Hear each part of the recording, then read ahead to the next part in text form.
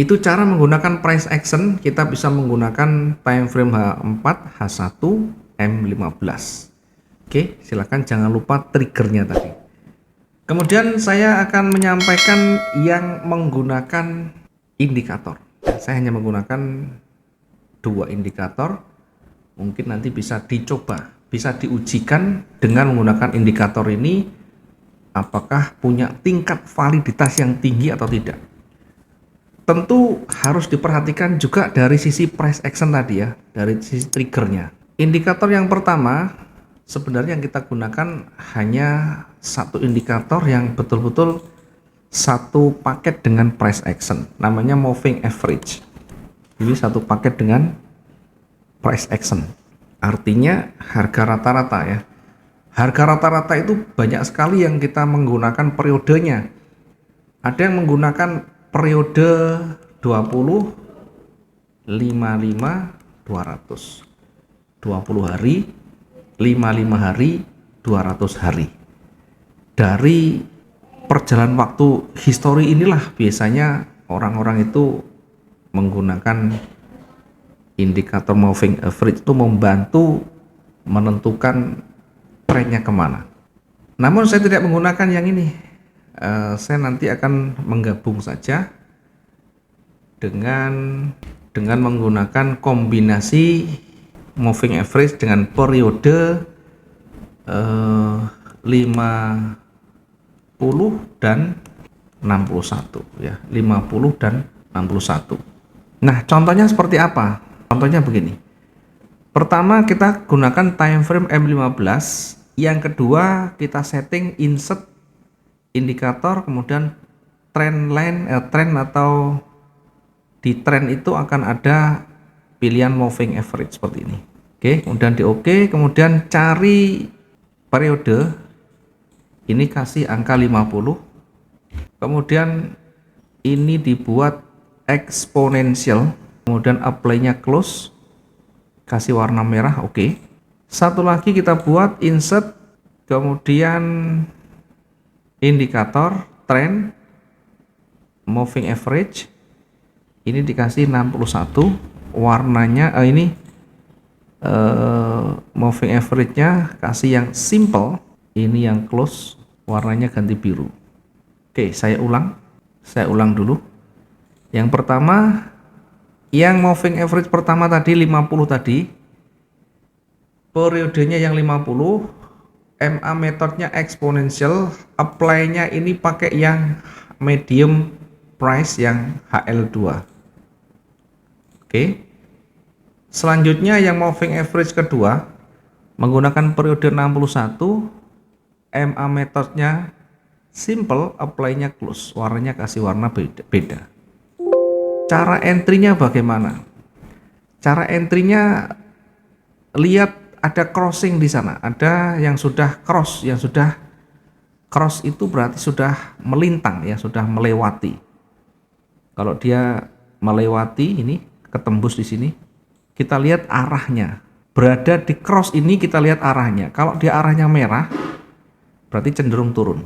Kalau arahnya merah, berarti cenderung turun, sehingga kita bisa entry sell di sana. Ya, setelah ini terbentuk crossnya, kemudian kelihatan dia cenderungnya kemana. Kalau dia merah turun, kalau merah berarti cenderung turun. Minimal 1 hari pasti ketemu. Perhatikan yang di sini. Ini crossnya di mana? Kita lihat crossnya. Kalau crossnya dia berada di terakhir di warna hijau, berarti ada cenderung turun, naik. Kalau hijau, kalau merah berarti ada cenderung turun. Intinya ada potensi di sana, ketika kita entry ada peluang. Kalau di crossnya dia merah, kita bisa entry sell di sini. Ya, targetnya kita bisa ambil ya cukupnya ya 100 atau 150, atau mungkin kalau misalnya kita hanya mengambil peluang kecil, silahkan ya. Intinya profit selesai misalkan begitu. Boleh saja. Ya, di sini sampai di bawah ini kira-kira sekitar 160-an. Kalau hanya kita memanfaatkan kecil masih cukup. Yang di sini juga lebih dari cukup juga. Kita lihat sebelumnya. Di sini ada cross juga warna merah berarti ada kecenderungan turun lagi. Misalkan kita entry-nya di sini masih cukup kalau hanya 100, bahkan 300. Karena ini sudah histori, maka tugasnya nanti ke depan menguji ketika ada crossing. Nah, sekarang ini masih menganga terlalu lebar, kita nanti akan ikuti di mana crossingnya. Kita uji dengan akun demo dulu, latihan dulu. Contoh misalkan, nah ini karena mengacu pada histori, tentu mungkin orang berpikirnya kok enak sekali, kok bener-bener pas. Makanya tujuan tugas kita ke depan adalah menguji.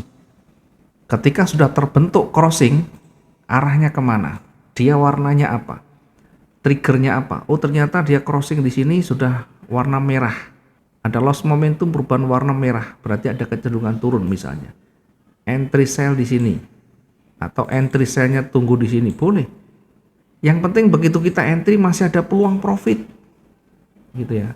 Masih ada peluang profitnya. Kalau dia sudah menganga, kemana arahnya? Dia dominan kemana? Dia berada di atas atau di bawah mana? Kalau dia masih di atas 2 candle ini, maka dia masih menuju ke atas. Kalau dia mulai cross, dia mulai melewati, mulai dua-duanya dilewati, ada kecenderungan dia turun.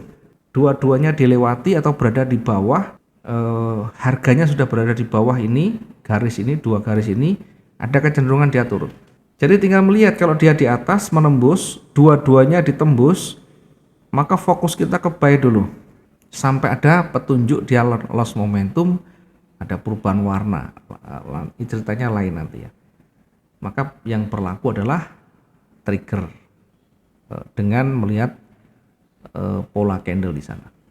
Termasuk ketika setelah cross ini. Cross di sini dia cenderung dilewati. Cross dua-duanya melewati dan berada di bawah 2 garis ini, maka cenderung dia akan turun terus sebelum dia kembali menembus dua-duanya sampai dia cross menembus ke atas. Kita lihat arahnya kemana, ini kan kelihatan. Nanti kalau dia naik itu selalu mendongak ke atas, kemudian crossnya di mana? Oh, crossnya di atas, ternyata habis cross di atas kemudian kembali ke bawah, misalnya kembali ke bawah tapi belum valid karena kecil sekali. Jadi jangan kita buru-buru sebelum ada tingkat validitas yang tinggi, sebelum ada konfirmasi. Ini kan menembus kecil-kecil. Beda kalau menembusnya panjang. Menembus panjang pun kita lihat levelnya di sini. Ada kecenderungan naik memang, tapi tunggu break di sini. Nah, setelah break baru kita ikut buy. Minimal kita bisa mengikuti arah iramanya. Ini masih menuju di atas, masih menuju ke atas karena berada di atas 2 garis ini. Ketika dia sudah mulai break menembus, hati-hati di sini ada level. Perhatikan kalau levelnya dilewati, dia cenderung turun, ganti cenderung turun, sampai nanti hijau itu menembus garis yang 2 ini, baru dia akan naik. Sebelum itu dia tidak akan naik panjang. Nah, sampai dia menembus, baru dia akan mulai merangkak naik. Itu pun kita lihat lagi kalau dia nanti cross lagi di sini, ya menembus lagi, maka kita perhatikan selalu level. Sama halnya ketika kita mencari namanya Fibonacci. Ketika dia turun, kita bisa uji di 50 dan 61,8. Selama itu belum dilewati, maka dia bisa kembali ke atas. Nah, ini pun masih di sini. Di atas masih di level, sehingga ini area-area yang sangat beresiko, masih beresiko sampai ada yang lewat, kita lihat crossnya di mana, kemudian arahnya kemana, menukiknya kemana. Kalau di tengah-tengah hati-hati sampai dia betul-betul lewat begini. Nah, ini crossnya sudah di bawahnya, maka ini ada cenderung turun. Kita ambil posisi buy ketika satu kita bisa menggunakan trigger, yang kedua kita melihat oh ini masih berada di bawah, berarti belum kuat naiknya. Kalaupun naik dia tidak akan signifikan sampai betul-betul nanti dia menembus 2 garis ini. Setidaknya kecenderungan naik itu ada, hanya masih akan diuji. Dari mana kita bisa mengujinya? Dengan menggunakan Fibonacci. Karena ini trennya sebelumnya turun, kita tariknya dari sini. Nah, nanti kita naik diuji lagi di sini. Kira-kira menembus apa enggak? Nanti ketika menembus, nanti ini akan ketemu cross ya. Dia akan cross di atas dua garis ini. Sehingga kalau di atas itu fokus ke buy dulu. Fokusnya ke buy dulu. Oke, ini nanti bisa dicoba ya. Di semua time frame bisa dipakai. Di time frame H1 juga bisa, tapi di M15 tentu jauh lebih banyak muncul nantinya.